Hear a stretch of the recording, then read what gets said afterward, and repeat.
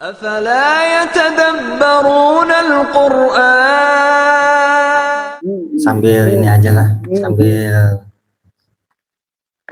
ngomong-ngomong, mungkin ada tambahan sesuatu yang datang, energi bisa kita bukaan, energi supaya kita kuat.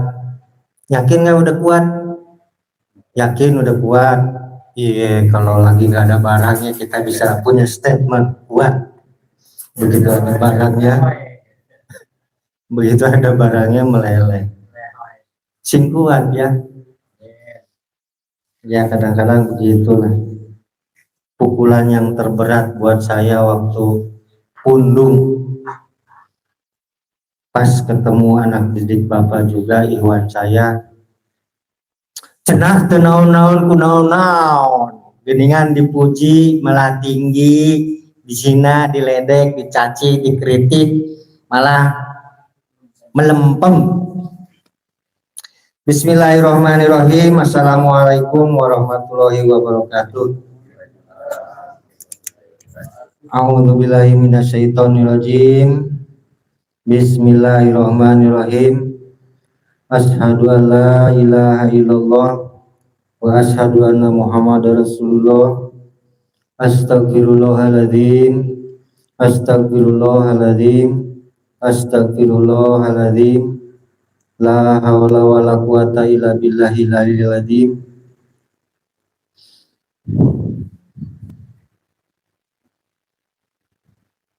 Alhamdulillahilladzi lam yattahid waladan wa lam yakul lahu syarikun fil mulk wa lam yakul lahu waliyyun minadz dzulli wa kabbirhu takbira. Alhamdulillahilladzi nahmaduhu wa nasta'inuhu wa nastaghfiruh wa nu'minu bihi wa natawakkalu alaihi wa na'udzu billahi min syururi anfusina wa min sayyiati a'malina may yahdihillahu fala mudhillalah wa may yudlil fala hadiyalah. Asyhadu an la ilaha illallah wahdahu la syarikalah wa asyhadu anna Muhammadan abdullah wa rasuluhu arsala ta'ala bil huda wa dinil haq liyudhhirahu ala dini kulli wa kafa billahi syahida. Sallallahu alaihi wasallam tasliman kasiron kasiro. Amma ba'du.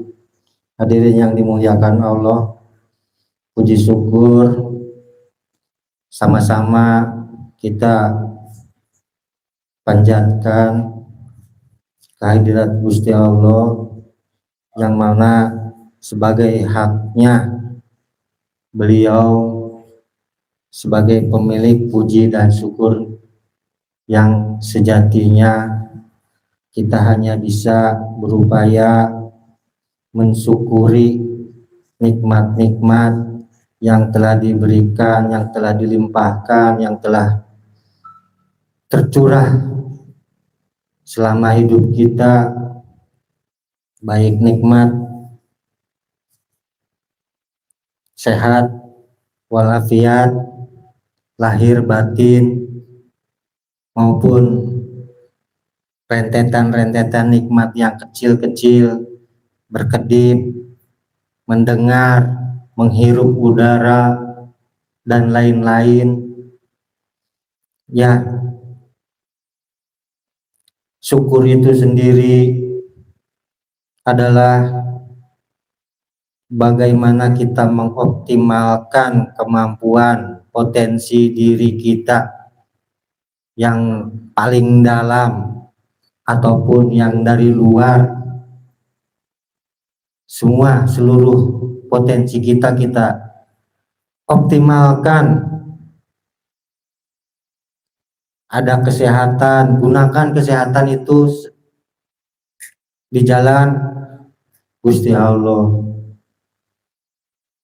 Kita menerima, bisa mengedip, juga syukuri, optimalkan kedipan itu dengan kedipan yang baik. Kadang-kadang kan kalau di depan supaya lancar gitu kedipannya yang baik gimana? Ting ting gitu, sebelah ya. Supaya lancar urusan gitu kan. Itu kan kedipan baik itu. pakai kedipan mata yang sebelah, ting, kode. Kemarin kita bahas tentang konflik. Ada satu hal yang terlewat, satu hal dan lain yang terlewat. Apa penyebab atau target atau apa yang dituntut dalam konflik itu, kita sering juga nggak memperhatikan. Yang ketika kita konflik dengan pemerintah atau penguasa atau umir apa Umar? Amir kalau Omir ini kan. Yang dituntut adalah tentang keadilan, kesejahteraan, kemakmuran. Itu tuntutannya, itu targetnya. Coba perhatikan kita ketika kita berkonflik dengan penguasa, pasti yang dituntut itu tentang itu. Keadilan, kesejahteraan, kemakmuran. Turun ke bawah. Kita ketika konflik dengan majikan, apa yang dituntut? Targetnya apa? Hak dan kewajiban. Hak dan kewajiban selalu itu.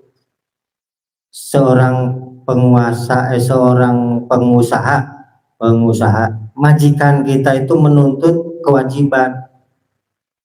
Kita sebagai karyawannya, dan kita menuntut hak karena telah mengeluarkan upaya menunaikan kewajiban itu, kan gitu. Itu konfliknya. Turun ke bawah, konflik dengan orang tua, apa yang dituntut, apa targetnya, ada yang tahu? Belajar, kalau nggak tahu, makanya belajarnya jangan sampai berhenti ngajinya. Masih banyak ini ajaran kita itu, semakin dalam semakin banyak yang kita nggak tahu. Ini sok-sokan kita malah berhenti belajar.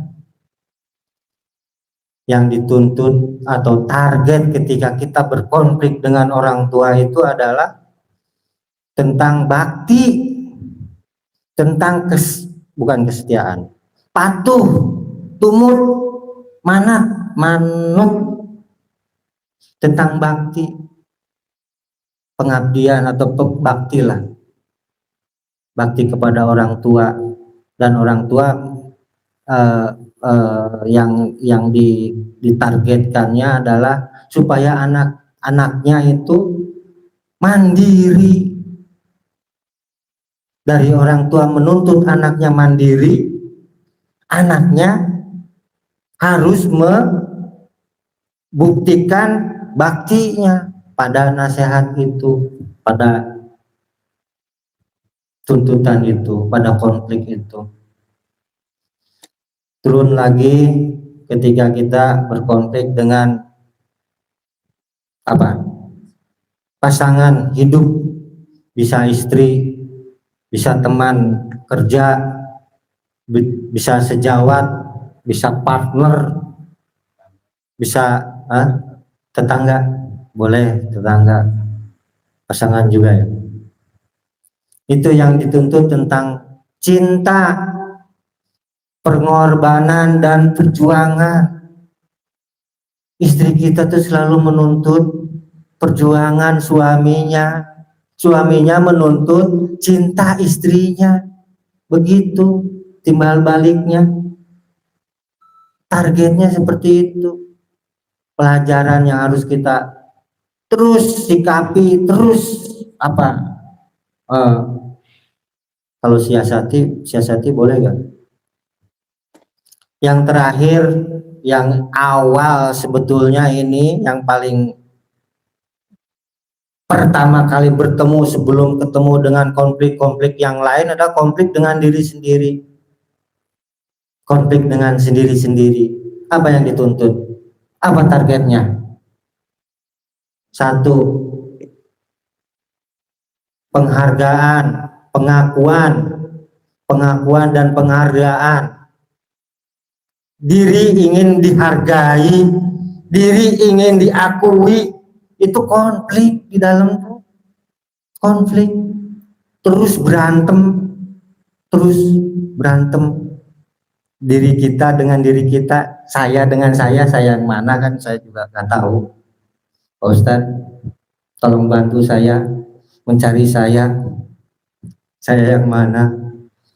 Yang kedua, konflik yang dituntut, yang ditargetnya adalah kepastian, menyangkut harapan, cita-cita. Kalau nggak pasti berhenti biasanya, begitu biasanya, atau ya boleh dikata masuk rest area lah, karena mungkin saja bisa saja kembali berjalan lagi, bisa saja, itu tergantung hidayah Gusti Allah. Yang kedua itu, yang pertama tadi apa? Pengakuan dan penghargaan. Yang kedua, kepastian, butuh kepastian. Yang ketiga, ini kok masih konflik dengan diri sendiri, masih konflik dengan sendiri. Yang ketiga, materi. Selalu kita itu butuh atau targetnya ketika konflik itu tentang materi, tentang apa? Kebendaan, apalagi kepemilikan. Yang keempat adalah apa? Pengetahuan. Selalu konflik, ada ilmu yang membuat kita atau yang menjadi benturan di dalam diri. Kok dia begini, kok dia begitu, ini begini, ini yang mana yang benar? Padahal yang sudah diterima yang benarnya, cuman ada selalu membanding-bandingkan itu. Nah, itu konflik diri itu, membandingkan itu. Boleh membandingkan tuh, tapi harus seluruhnya. Jangan yang diterima yang modalnya yang enak, yang waktu diterima yang dibandingkan itu yang enaknya. Yang nggak enaknya juga harus dibandingkan. Yang nggak enaknya sama. Kalau nanti masih ngebanding-bandingkan, jatuhnya masih taklid lagi lah. Taklid sama, ya kan, yang ngajarin. Itu yang perlu digarisbawahi tentang konflik.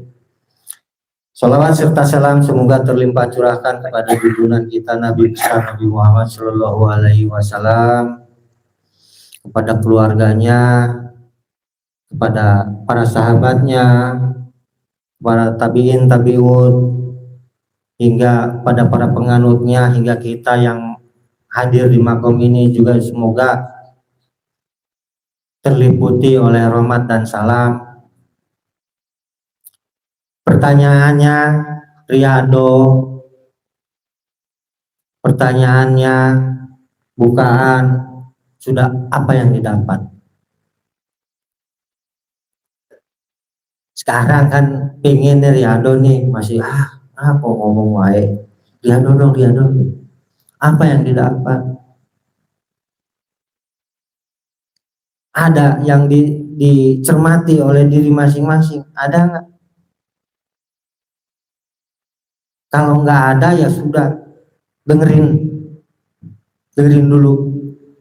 Itu tadi, Riyado itu belajar, bukaan itu belajar. Kita untuk menentukan, untuk mengendalikan konflik yang empat, yang kesananya itu melahirkan, kalau nggak dikontrol, nggak dikendalikan, melahirkan dosa, melahirkan apa, Ustaz? Noda-noda lah, jangan ngomong dosa, noda hati, noda batin, noda bercak-bercak. Makanya perlu riado untuk bisa belajar mengendalikan atau latihan mengendalikan itu. Termasuk puncaknya sebetulnya di sholat itu Bapak pernah bilang sholat itu ngontrol tanaman kita, apa yang kita tanam sehari-hari, dari waktu ke waktu yang 5 itu apa yang ditanam. Ternyata setelah saya cermati, setelah saya teliti, setelah saya amati juga, yang dikontrol itu yang 4 itu tadi. Bagaimana kita mengontrol emosi, bagaimana kita mengontrol keinginan, harapan, cita-cita. Gitu. Termasuk riado itu sebetulnya bentuk lain atau latihan supaya sholatnya khusyuk. Ini khusyuk, kelihatan khusyuk, apa pura-pura khusyuk, saya juga nggak tahu. Tapi kok tidak terkoneksi sama yang 4. Berarti kan main-main sholatnya. Harus terkoneksi, terkontrol, terkendali itu yang tuntutan-tuntutan yang 4, target-target yang menuntut di diri kita itu yang 4, butuh pengakuan, butuh penghargaan, butuh kepastian, butuh materi, butuh apa satu lagi, pengetahuan, butuh kepahaman, yang terakhir itu dikontrol. Makanya maaf, sebetulnya yang kelihatan khusyuk itu di dalam itu galecok tau gak? Berisik Allahu Akbar gitu, Allahu Akbar bukan Allahu Akbar, tapi terbuka tentang cita-cita, tentang tadi pengakuan dan penghargaan, tentang kepastian. Kok belum datang juga ini yang gue tagih, ini kapan? Itu kan ngobrol terus, invoice belum cair-cair itu di sholat itu, wani-waninya gitu loh, kayak gitu wani-waninya. Gimana ini?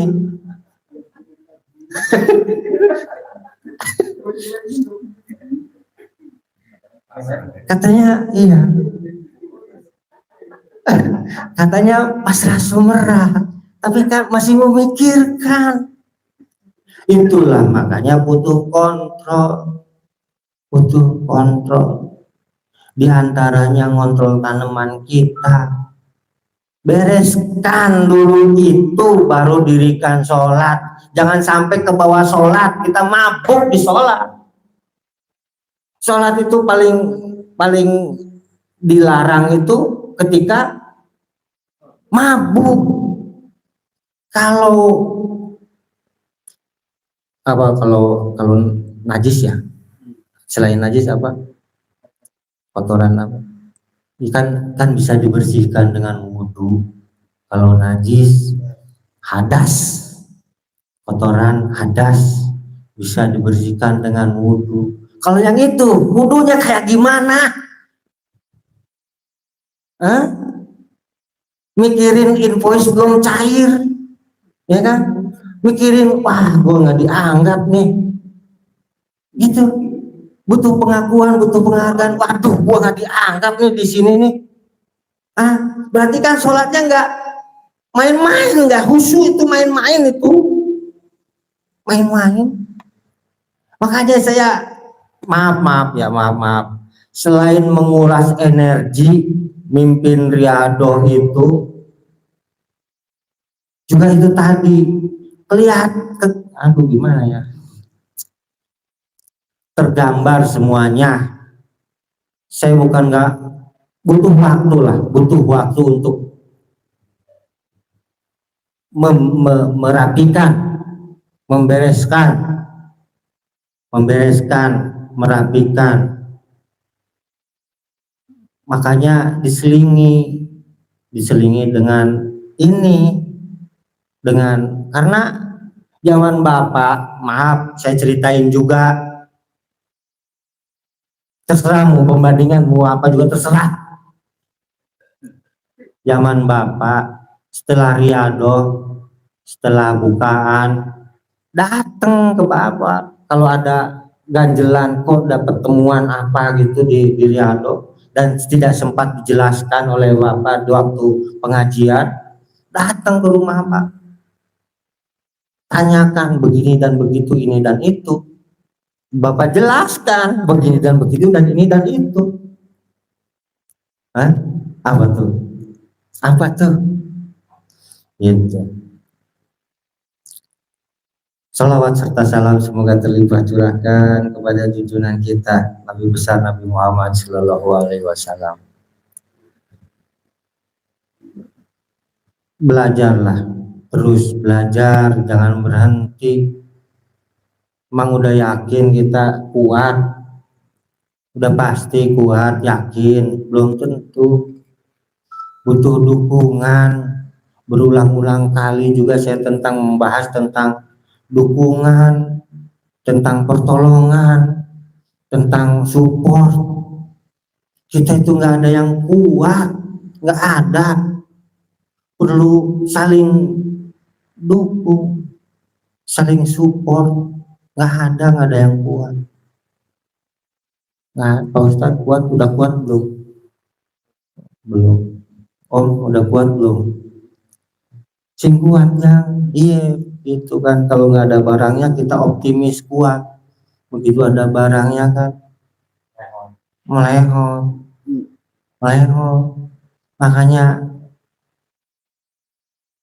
apa Pak Ustadz, surat Al Imran itu binikmati ihwana itu gimana?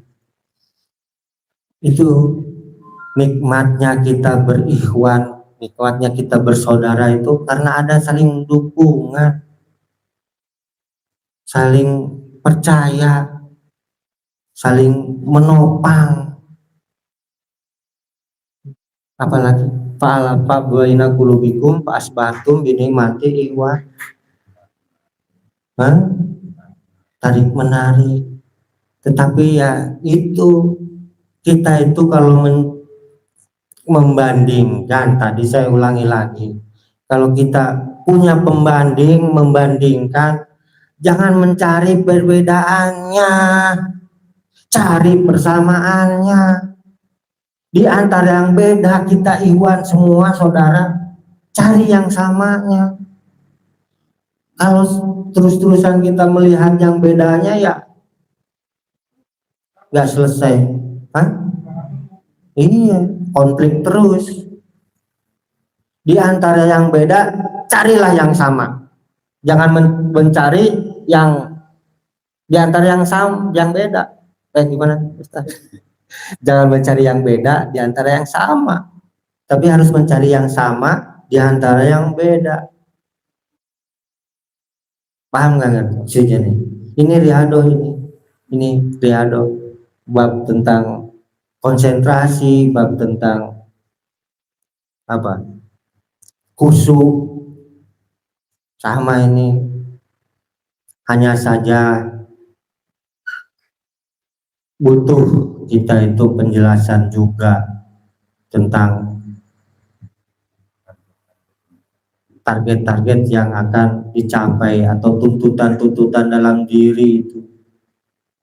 Itu rentetannya banyak dari 4 itu.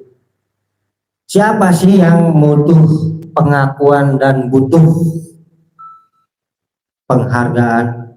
Si unsur siapa? Sifat siapa itu dalam diri kita yang butuh dihargai, butuh dihormati, butuh diaku? Sifat siapa? Api. Tetapi kalau api dibiarkan mati juga salah,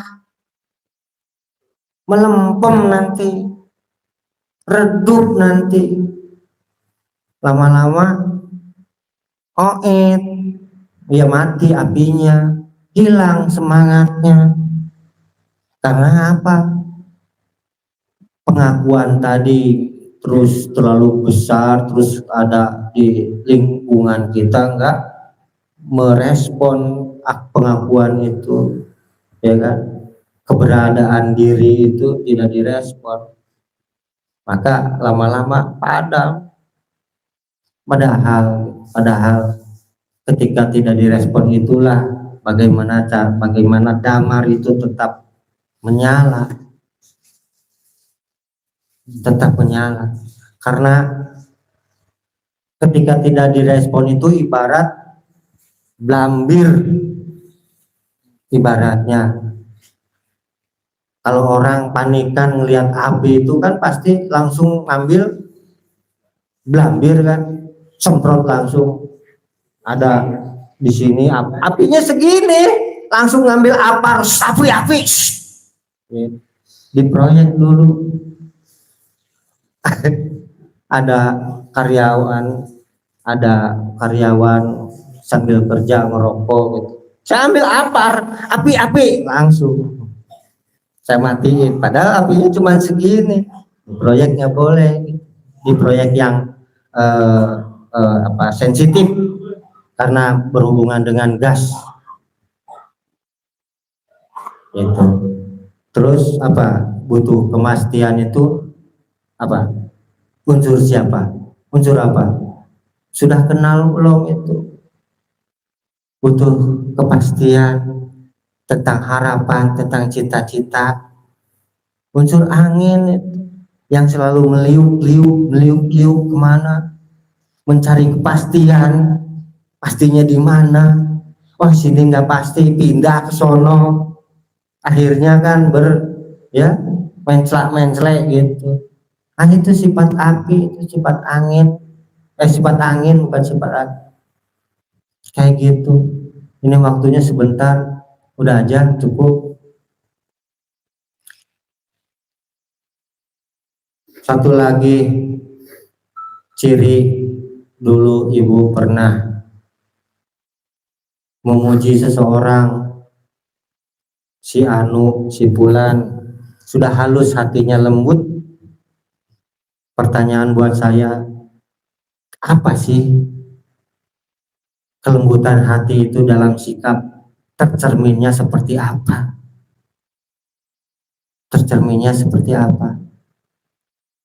Yang namanya lembut hati itu penuh cinta kasih, penuh kasih sayang, hati yang lembut.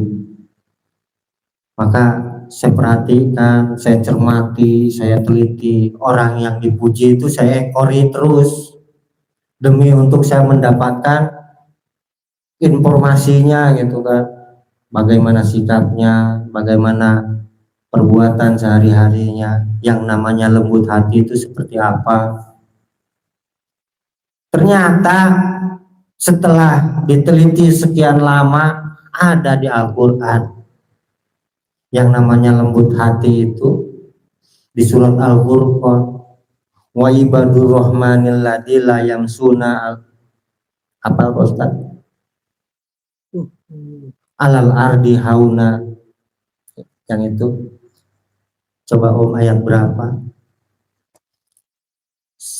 Rahman itu sudah ditentukan oleh Gusti Allah, ada di hatinya orang-orang beriman. Ar-Rahman itu ayatnya, wa ibadur rahmanil ladzi la yamsuna alal ardi hauna. Wa itu bukan, Bos. Coba ayat surat Al-Furqan. Wa idza khatabahumul jahiluna qalu salama. Hafal nggak, Ustaz? Nggak hafal saya juga. Cuman itu jelas yang namanya seseorang mempunyai hati lembut itu urutannya berapa ayat di sana ada. Yang paling saya garis bawahi, ketika ada ejekan, ketika ada yang mencaci, ketika ada yang memaki, dia akan membalas dengan keselamatan. Dia tidak balas dengan cacian, tidak balas dengan pundungan. Saya ini pundungan, saya belum lembut hati dulu, karena ketika ada yang menjelek-jelekan hati saya langsung langsung pundung. Hati saya belum lembut ternyata. Menurut Al-Quran surat Al-Furqan ayat 60 sekian. Ya itu aja waktunya, bisa nanti dibahas tentang kelembutan hati. Insya Allah malam Jumat unek-unek saya mau mulai lagi menggali lebih dalam tentang apa yang diajarkan oleh Bapak, apa yang diajarkan oleh pendahulu-pendahulu, supaya kita semua punya ada kekuatan tadi lah, supaya teu naon-naon ku naon-naon, jangan sampai ketika hati kita itu ketika dipuji tinggi melangit, ketika dihina mendem. Jangan. Itu yang namanya naon ku naon itu, mau dipuji mau dihina datar aja. Ya, persiapkan segalanya. Kita insya Allah riadoh sebentar. Billahi taufiq wal hidayah. Wassalamualaikum warahmatullahi wabarakatuh.